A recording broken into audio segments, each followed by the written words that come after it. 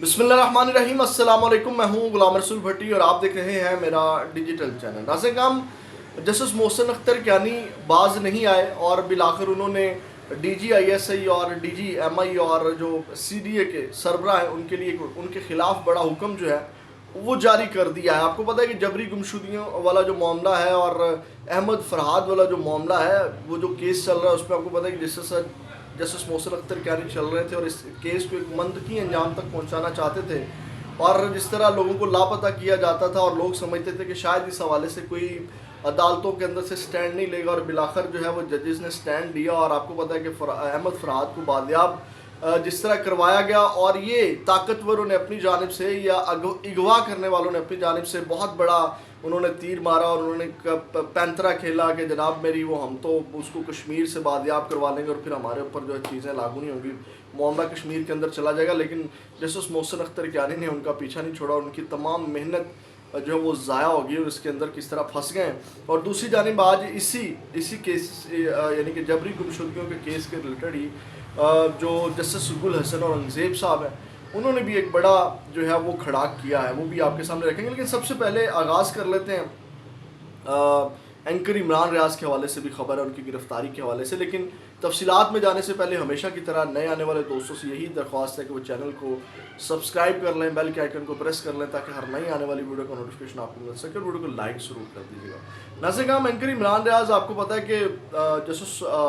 जो मोहसिन नकवी साहब हैं तनकीद की जद में ऑलरेडी आपको पता है कि क्रिकेट PCB का चेयरमैन होने की वजह से उनकी गुस्ताखी करना जो है महंगा पड़ गया है एंकर इमरान रियाज को। आपको याद होगा कि वो हज पे जाना चाह रहे थे, उन्होंने नाम कोर्ट ने उनका निकाला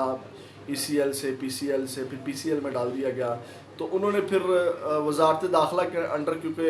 ये सारी चीज़ें आती हैं, तो उन्होंने अदालत से रुजू किया, यानी कि वजारत दाखिला के ख़िलाफ़ की दरख्वास्त दी कि ये मुझे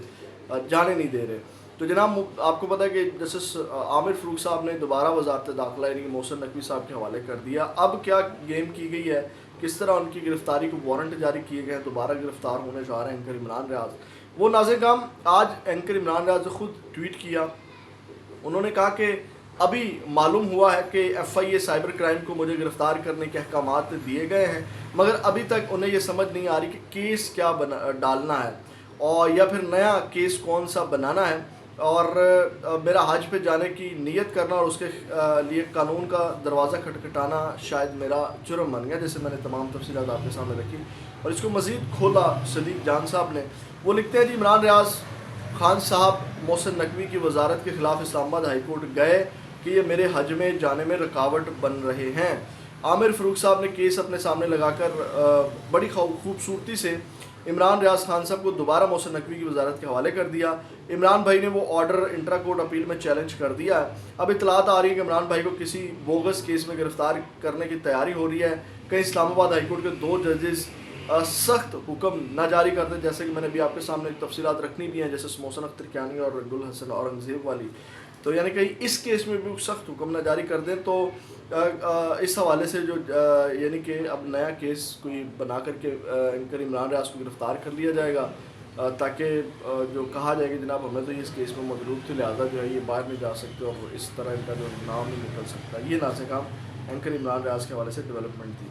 अब आते हैं जो मियाँ गुल हसन और औरंगज़ेब ने आज स्टैंड लिया। जस्टिस मोहसिन अख्तर कियानी के बाद जस्टिस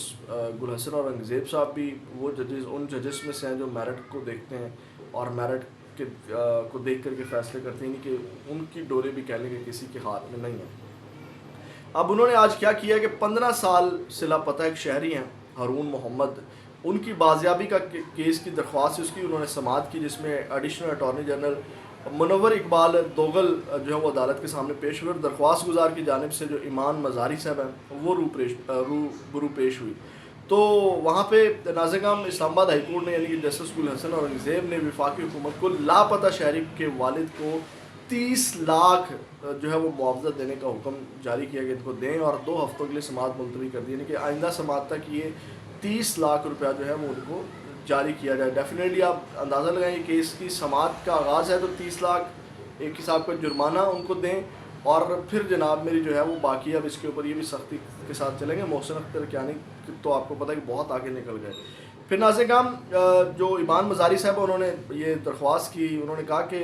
فیملی کو مقدمہ لڑنے پر دھمکیاں مل رہی ہیں،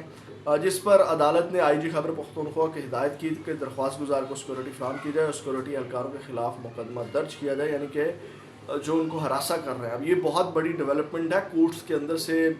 گمشدہ کرنے والے لوگوں کے خلاف جبکہ ثبوت بھی ابھی نہیں ہے تو ان کے خلاف مقدمہ، جرمانہ، یہ بہت بڑی ڈیولپمنٹس ہے۔ ابھی یہ تو میں نے جو آپ کے سامنے یہ رکھنا ہے محسن اختر کیانی والا،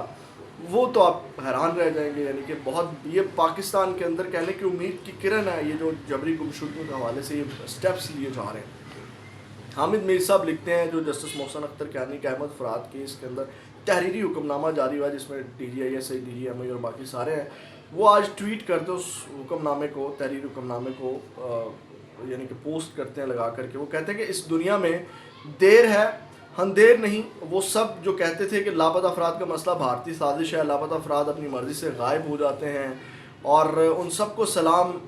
آباد ہائی کورٹ کے اس فیصلے پر جھوٹا ثابت کر دیا۔ اس فیصلے کے مطابق احمد فرحات جیسے شہریوں کو ان کے گھروں سے زبردستی لاپتہ کیا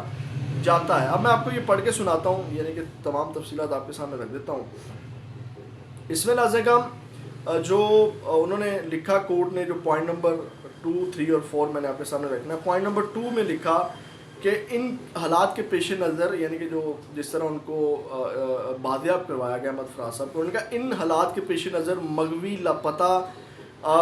فرد کو اس عدالت میں پیش نہ کیا جا سکا، جبکہ تمام حقائق اور واقعات کو مد نظر رکھتے ہوئے عدالت اس نتیجے پر پہنچی ہے کہ مغوی کو جبری طور پر لاپتہ کیا گیا،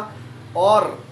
ریاستی ادارے باوجود اپنی کوشش کے مغوی کو بازیاب کرانے میں ناکام رہے، اور بالآخر اس جبری گمشدگی کا سفر جو کہ 15 مئی 2024 کو تھانہ لوہی بیر کی حدود سے شروع ہوا اور مورخہ 29 مئی 2024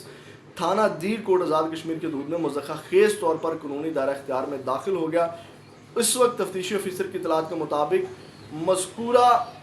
لاپتہ فرد عدالتی تحویل میں ہے، لہٰذا تمام حقائق اور ریکارڈ کو دیکھتے ہوئے عدالت سید فرحات علی شاہ کی گرفتاری جن حالات میں ریکارڈ پر لائی گئی کو غیر قانونی عمل قرار دیتا ہے۔ بہت بڑی ڈیولپمنٹ ہے، یعنی کہ جس طرح میں نے کہا نا طاقتوروں کا، اغوا کرنے والوں کا جس طرح وہ انہوں نے اپنا پینترا مارا اور کس طرح جج نے ان کی ناکام بنا دی، وہ غیر قانونی عمل انہوں نے قرار دے دی کہ ہم بچ جائیں گے اور کشمیر سے جا کے ہم بازیاب کروا لیتے ہیں۔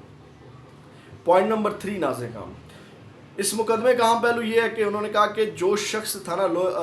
لوہی بیر کی حدود سے اغوا ہوا اور اس کے جبری لاپتہ ہونے کے حوالے سے عدالت بنیادی انسانی حقوق کی خلاف ورزی کے امر کو آرٹیکل 199 یعنی کہ 199 کے تحت دی کے اختیارات کو بروئے کار لاتے ہوئے عدالتی دائرہ اختیار میں دیکھتی ہے، اور اس بات سے کوئی فرق نہیں پڑتا کہ لاپتہ فرد کو کس علاقے، صوبے یا جگہ سے برآمد کیا گیا ہے، گرفتار کیا گیا ہے یا قید میں رکھا گیا ہے، کیونکہ عدالت کا اختیار اس امر واقعہ یعنی جبری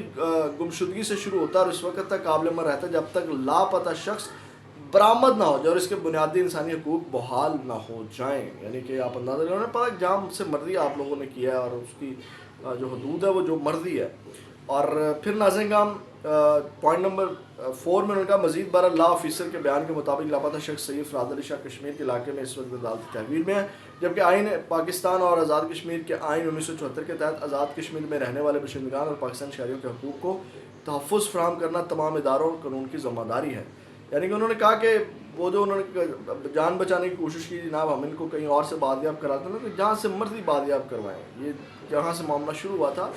اور وہ اس کو عدالت دیکھے گی۔ پھر ناظرین کرام جو غیر معمولی آرڈر جاری کیا گیا وہ یہ تھا کہ رجسٹرار اسلام آباد high court criminal justice committee کے آئندہ اجلاس میں ایم آئی، ایس آئی اور آئی بی کے ڈی جیز اور انچارج سی ڈی اے کو مدعو کرے اور وہ سفارشات اور گزارشات کرمنل جسٹس کمیٹی میں زیر بحث لائیں۔ ایسے مقدمات جن میں قومی سلامتی کا امور پیش نظر ہوں انہیں ان کیمرہ سماعت کے لیے مقرر کیا جائے، یعنی کہ ان سب کو بلا کر کے جو ہے وہ ان کی سفارشات یا جو بھی ان کے تحفظات ہیں یا جو بھی وہ معاملات کام ہوتے ہیں ان سے جواب طلب کیا جائے۔ اینڈ پہ جاتے جاتے ایک اور بڑی خبر لے لیں، اور یہ جسٹس عامر فاروق صاحب نے ایک باریک واردات ڈالی ہے،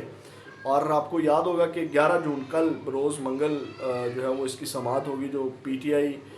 کورٹ میں گئی تھی کہ جناب یہ جو نون لیگ الیکشن کمیشن میں چلی گئی اور الیکشن کمیشن میں حرکت میں آیا جو 3 حلقے جس میں جناب دودھ کا دودھ اور پانی کا پانی جسٹس طارق محمود جہانگیری کرنے جا رہے تھے، اور فارم 45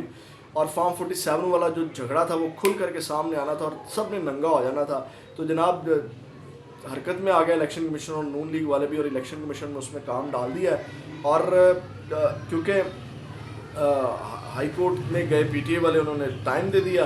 اسی میں الیکشن کمیشن نے اس کا فائدہ اٹھا کر کے محفوظ فیصلہ سنا دیا, اور انہوں نے تینوں حلقوں میں ٹربیونل جج تبدیل کرنے کی جو ہے وہ منظوری دے دی. اب یہ بہت بڑی واردات ڈال دی, کیونکہ جسٹس طارق محمود جنگیری بھی بہت ایکٹیو تھے, اور انہوں نے یہ دودھ کا دودھ اور پانی کا پانی کر دینا تھا. یہ فارم 47 کے مطابق جن کو جتایا گیا, کیونکہ انہوں نے تمام ریکارڈ منگوا لیا تھا, تمام چیزیں منظر عام کے اوپر آ گئی تھی, اور وہ ریکارڈ میچ بھی نہیں کر رہا تھا, اور ریکارڈ مہیا کرنے کے اندر بھی وہ لوگ ناکام تھے. تو یہ ناظرین کام بریک واردات جیسے عامر فروخ صاحب نے جو پھر ایک بار ان کو بچا لیا. آپ کو پتہ ہی کن کے بندے ہیں. یہ اب تک کہ ہم اپڈیٹ سے اپنا فیڈ بیک ضرور دیجیے گا. آپ کا فیڈ بیک ہمارے لیے بہت اہمیت کا حامل ہے, اس لیے اپنا فیڈ بیک ضرور دیا کریں. کمنٹ سیکشن آپ کے لیے اپنا بہت زیادہ خیال رکھیے گا. پاکستان زندہ باد.